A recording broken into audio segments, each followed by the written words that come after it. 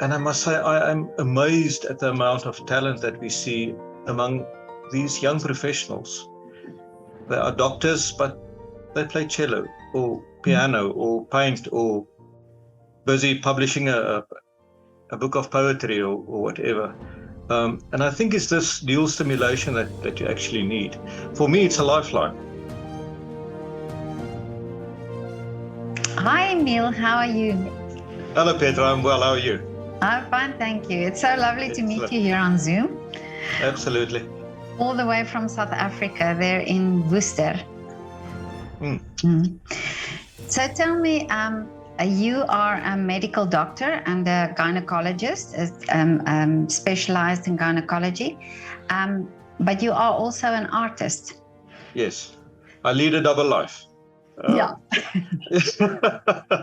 Science by day and playing by night. Yeah. So basically, I would like to call myself a professional artist, but I do it at part-time. But it also means I do not live from my art. I live to do art, which is a totally different way to look at it.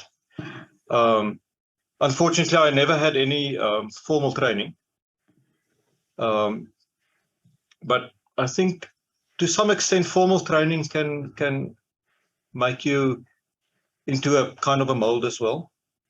So to some extent, I think not having had any formal training gives my work a kind of a freshness, a difference from anything else that people do.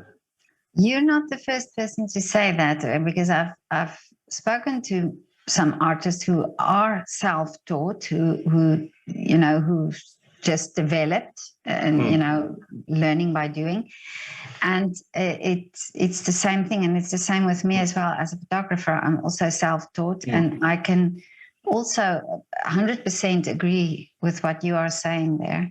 Yeah, and I think you look at things in a different way. As I said, I think I'm slightly hyperactive. So except for doing things from my own perspective, I tend to move a lot from medium to medium. So I'll etch and I'll do lino and I'll do painting and sculpture and a bit of everything. And I think that help you to look at the same thing from different angles as well. That keeps things alive as well, for me in any case. Yeah, and I presume you look at one thing and also apply certain things on the different mediums that you wouldn't have otherwise thought of applying. That on the one side, and it helps you to experiment easier. I didn't have formal training, so I need to look at things in a different way. And I'll say, if I can do this with sculpture, maybe with my etching,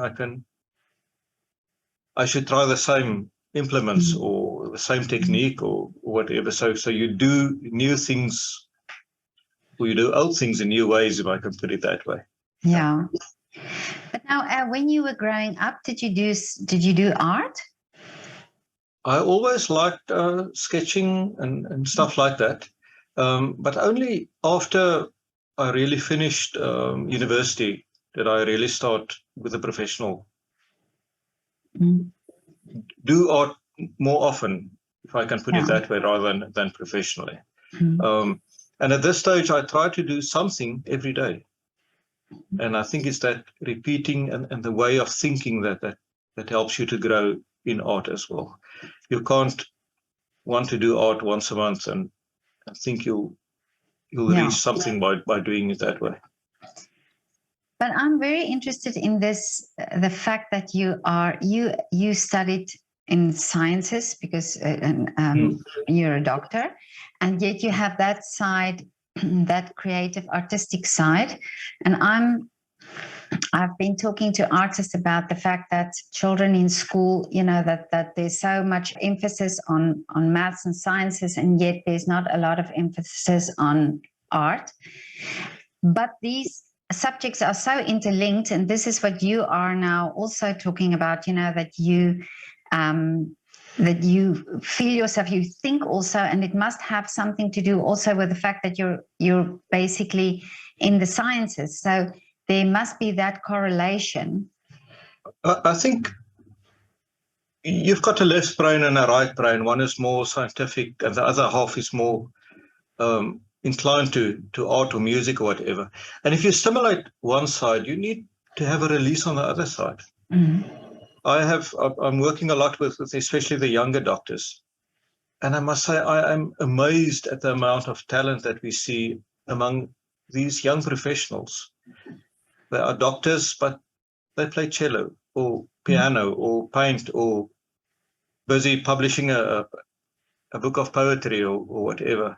And I think it's this dual stimulation that you actually need. For me, it's a lifeline. Sometimes if you're stressed and you're overworked, it is just a release to let these things come out, not merely as decoration, but saying something, making a point, lifting out the plight that woman is in. You know, we see really, especially where I'm working at the moment, we see a lot of terrible things. And you need some way to show the world on one side, and for yourself to reconcile being a human with what's happening around you. And I think art gives that outlet. Mm. But do you also think that gives you a different type of empathy when you work with patients, because you have that artistic side and that you have that intuitive side almost, that also helps with you as being a doctor? I never really thought of it that way. To some extent, while you're with a patient, you're so 100% dedicated to what you're doing that you don't really think of these things. But maybe it does give you a perception in a different way. Yeah, maybe subconsciously that happens.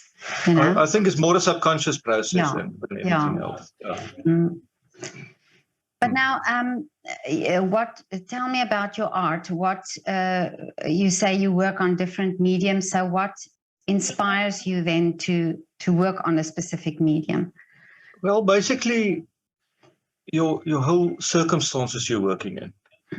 I think everybody is sick and tired of COVID. I certainly am. But when we were at the height of the whole COVID pandemic and we were all in lockdown and stuff like that, I was actually living on my own. And I was thinking that what we as doctors do for our patients is actually the minimum. Our patients is actually cared for physically and emotionally by the nurses that's nursing them. So I made a whole cycle of what I call the Modern Madonnas.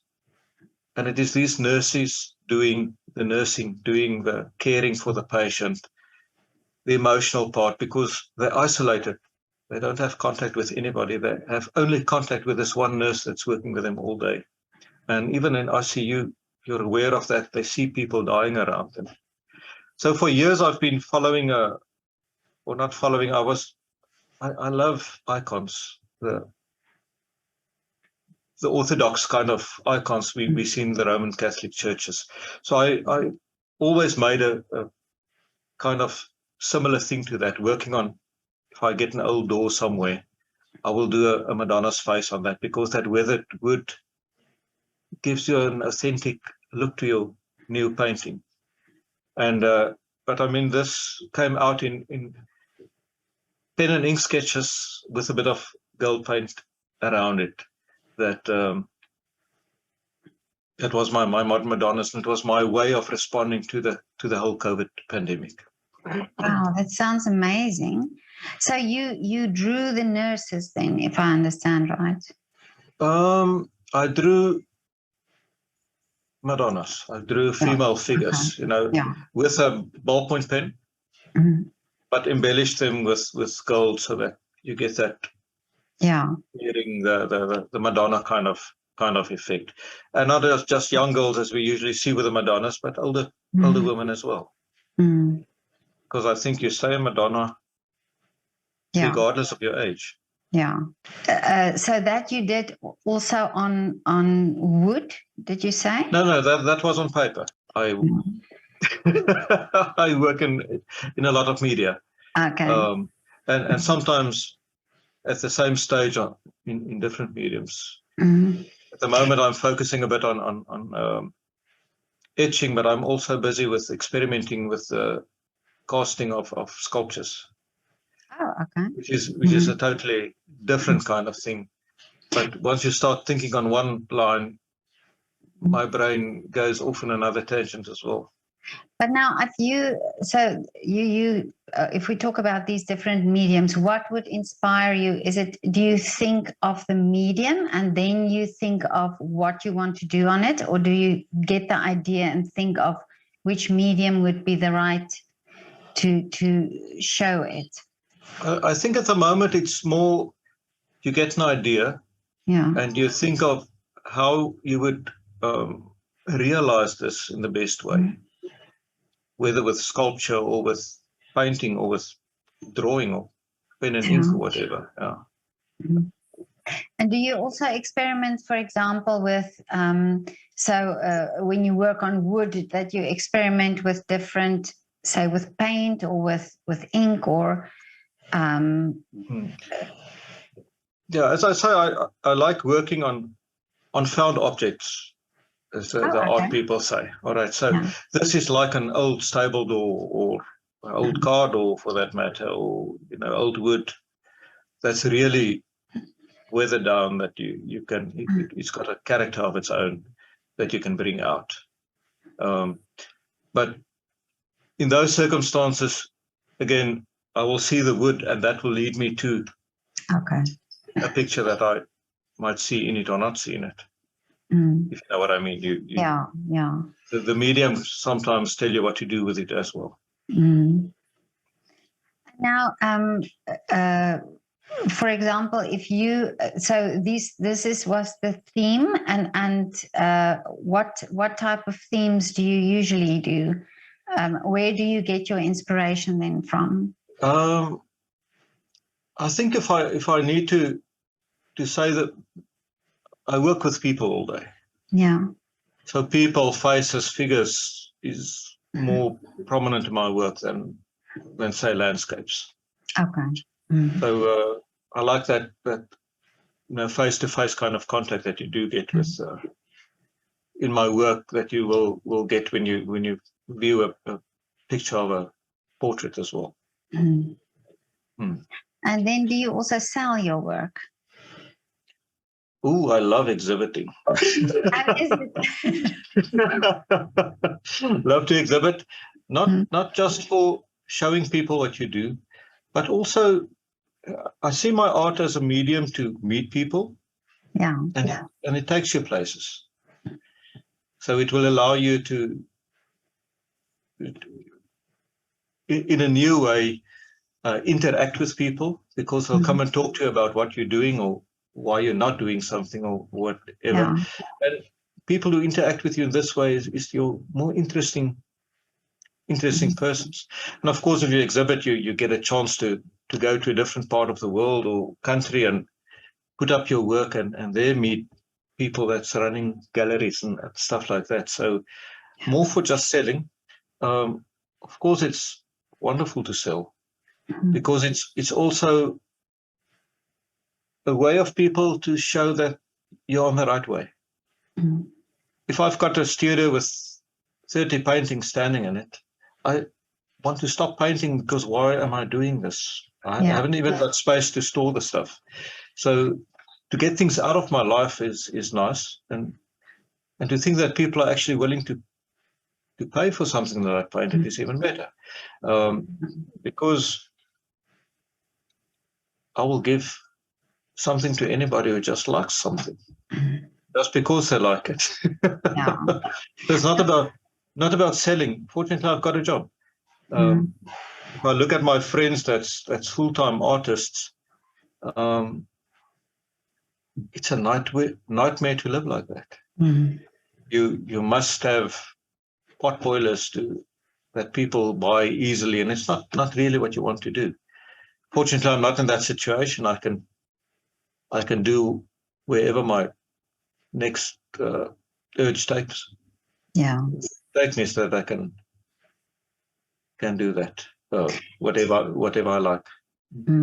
Yeah, it's that pressure, and but interesting that you said about the exhibition, because I heard an artist also say that the exhibition also he loves to listen to people's not opinion, but how they see what he's done, that their perspective on what he's done, because it's sometimes different from what he intended, but he find it interesting how people see different things in his work.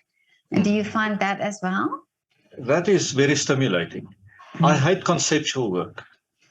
I hate looking at something that somebody must come and explain to me so that I can see the idea behind it.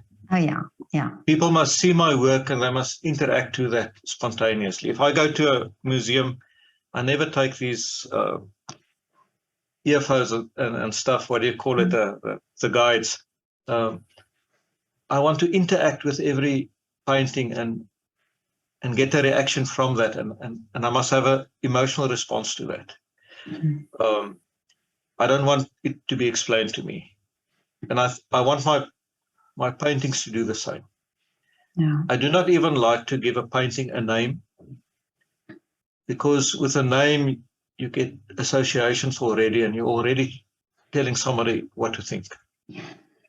I just want them to interact, and if I can know what that interaction is, that's great. And I've had almost like revelations on people saying that looks like whatever. Like a Madonna that was done on a stable door, and the guy came to me and said it looks like bars, and it shows how we are all in a prison of our own making, for whatever reason. And it's an interesting take on something that I didn't even think of. But it's the reaction that's important. Yeah, no, I agree with you. I think it's and it also if something like that happens, I think then you also realize that your artwork communicates not necessarily what you want to say, but what the person needs to see, or what the person from their perspective sees. So no, I think this is wonderful. Yeah, and I love it when it evokes an emotional response. If somebody can associate that, I don't like a kind of, what do they call it, chocolate box paintings. That's just something pretty. It doesn't need to be pretty. You can shock somebody with something, but maybe you can make them think in a different way. Maybe they can start thinking about AIDS or abuse on women or whatever. Not that is why I do art, but yeah. But I want people to have a kind of an emotional response to. Is it a memory? Is it a whatever? It shouldn't just be decor. But now, this is also interesting when you're a self-taught artist. Then, and this is what I've heard from some musicians as well, who was initially self-taught. It almost, that freedom makes you more daring. That you don't have any boundaries. You just try and do what you think will work. But then, how difficult is it for you to have the confidence to think, this is a bit unusual what I'm doing, but I'm sticking with it anyway?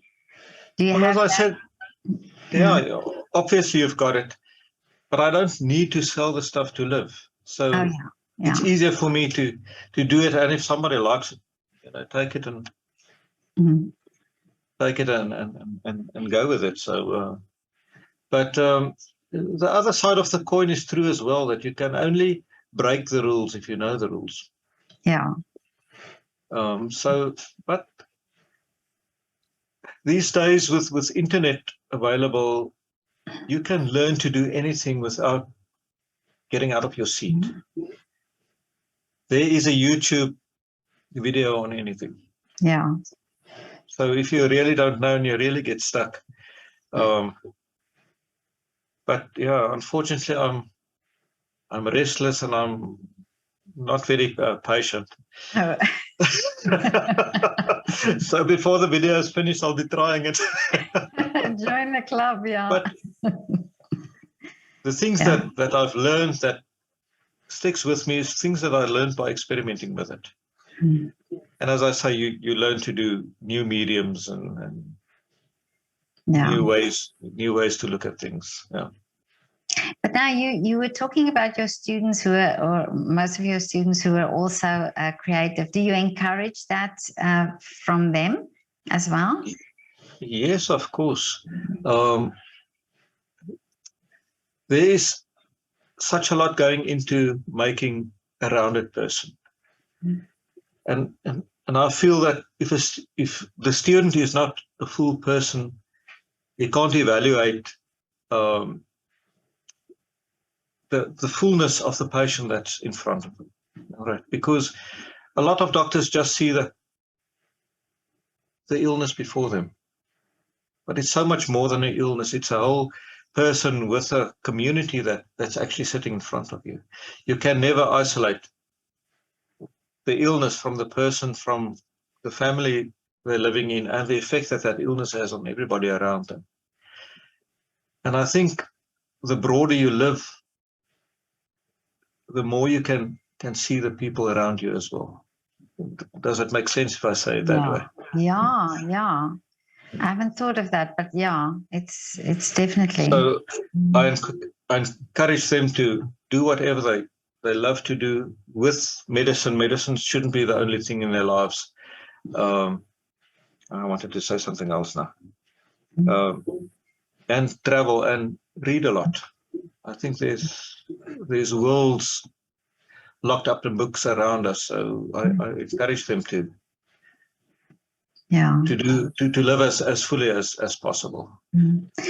I think what we've also realized in this time with the pandemic, if we talk about the pandemic, is how people reverted to artistic things, like how many people started experimenting in the kitchen and baking and I know of some artists who actually also started painting, and you think that how this is also so part of us to be artistic and to be that you don't necessarily have to be able to draw but that cooking and baking is also some a part of being expressive and art. And the whole idea of slow living, of getting the raw vegetables and slowly preparing your food from finish to start, and even better if you've got a little vegetable patch somewhere that you can actually grow the stuff. I think there's a lot to be said for contact with the earth, contact with real physical things, and not just going to the shop and buy things already done. And it gives you time to think. It gives you time to sort out your life and make wonderful food as well. Yeah. And like with you, make wonderful art. Well, it's the part. Yeah. It's part of it. My wife is a food lover, so. Is it? Right, so we love traveling as well, and I always say I travel from museum to museum while she travels from meal to meal. Oh. But it gives my life a different dimension as well, to eat the food from the vicinity we are visiting, and food that's specific to them and so on. But in that sense, to come back to the art as well, I love the physical act of drawing while I am in places. I actually don't have a camera anymore. I've got a journal with me, and I make a kind of visual journal for everything that we see and do and so on, which is a nice way to experience it. It brings it back again to slow living. if I look at a drawing that I've made while visiting somewhere, I sometimes can recall smells, sounds, colors just by looking at this drawing, because for once you were in a setup that you were absolutely concentrating on the now, on what's happening around you, people walking about, colors, light changing, and stuff like that. So even if I don't do anything, I try to make my drawing of the day so that you've got something to show for the day. Yeah, that's very interesting, because when you were saying that, I was really thinking you must be then very attentive to in that moment when you sit and draw, because you're realizing everything around you. So I think you're opening yourself to your surroundings, really seeing stuff. And I mean, isn't that why we travel? Yeah. Me, in any case, it's to experience new things, to meet new people, to see things that you haven't seen before. And when we travel as well, I don't like, this Europe in 3 days kind of trips that some people do. If I've got 2 weeks, I'll go to Florence for 2 weeks. Sit, experience, taste, hear, whatever. So try to take in as much as possible. So what is your opinion about art and healing, about the healing properties of art and music and all forms of art? I think art should be such a part of our everyday lives. We shouldn't try to distinguish art and music from what I'm doing. If I'm in my studio, there's always music playing. If I'm eating, there's music playing. I like eating food that's well presented as well. If the food looks appetizing, it's more enjoyable. And I think the community around the table is part of eating. Talking and interaction with people around the table that's part of eating. And maybe that is what is wrong with our whole community, is that we don't live full lives. We eat. There's people, they sit in front of the TV while they're eating. They don't taste the food. They don't see the food. They see a little square in front of them. And that's why we get ill. We don't connect with the things around us. So yes, to come back to your question, is I think there's a tremendous amount of power in art healing us, but not because of the art of it, but by slowing down our lives from this hectic race that we're running, and we don't know where we're running to. By experiencing, seeing, and in that process, the healing will take place as well, because we don't stop to think about what we're doing mostly. Yeah. So it's really a this holistic approach that you have to also prevent illness through living this way. Then I think there's personally, I think the most important thing in life is balance. Most difficult thing as well. Yeah. But we must take time to balance a hectic day with something quiet to come back to at night, to recharge your energies. I think a lot of people just get so tired and burnt out because they don't slow themselves down at any stage, whether it's sport or creation or whatever. Yeah. The creative thing is so much easier to bring yourself back to zero again. I mean, I look at your photographs and I see exactly the same thing, the quietness in a pair of people holding hands or whatever. But you need to slow down to be able to see there's other people around you that actually do have a life. Yeah. But Emile, tell me, what are your wishes for the future?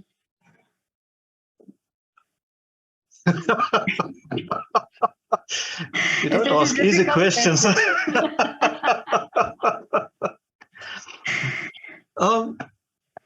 I think something that I would like is to leave behind some kind of legacy. Right. In medicine, for people to get this more holistic approach, to look at the person in front of you, but to look at yourself as well. All right. It is sometimes a very selfless job, and we lose a lot of nursing staff and doctors because of that. So you must have balance. I would love it if they say I made people look differently at something.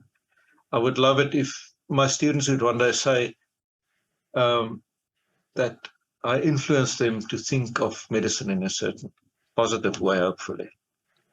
On a personal level, I would like my art to go to a level where it's easy to produce and sell and get rid of it and to leave a legacy as well, so that people can say the way you see life influenced them as well. Yeah. Wow, what beautiful wishes.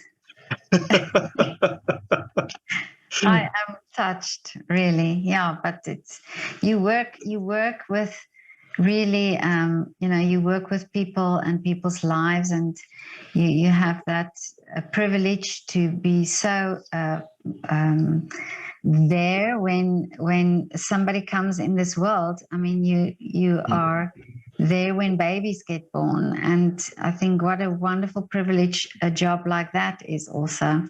Yeah, I know it's kind of silly, because when a baby is born, it was actually alive for 9 months beforehand. Yeah. But the whole process is a creative process as well. One of the things I like to do is when a baby is born, and it's a wonderful moment, but to put that baby on mom's chest, and then I would hold onto the umbilical cord, and it will pulsate in your hand. Wow. And it feels like something that is alive. And while it is still pulsating, I wouldn't cut the cord, because there's great advantages for the baby if you get more of that blood from the placenta into the baby's circulation. But it's such a magic moment, or few moments. I think just something like that makes my job worthwhile. Wonderful. Yeah. No, I can imagine that moment. But now on a more lighter note, Emile, you said you like eating, but can you do a shout out for a restaurant or a coffee shop in the area, or will you do the shout out for your wife's cooking? Yeah, well, there's few people that has the privilege of eating her food. She's really great. We've got a lot of great places in Worcester. Yeah. But when you come and visit us in South Africa, I'd like to take you to a few places. Oh, that would be great. Yeah. Yeah, like we've got a place here, Nye on the Hill, and it is just good food, good company, perfect view, for instance.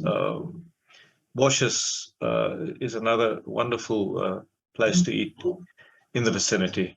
But yeah, you must experience it with friends. Yeah. So come and I'll show you. I think the Nye Valley is I know it's a beautiful. Is it close to Worcester? It's just outside Worcester. Yeah. Yeah, I remember it's beautiful. Now I'm definitely taking up this offer. Great. Okay, Emile, it was so lovely to talk to you. Thanks a lot. Thanks for talking to me. It's a privilege. Yeah, okay. Okay. All right. Bye. Take care. Bye-bye.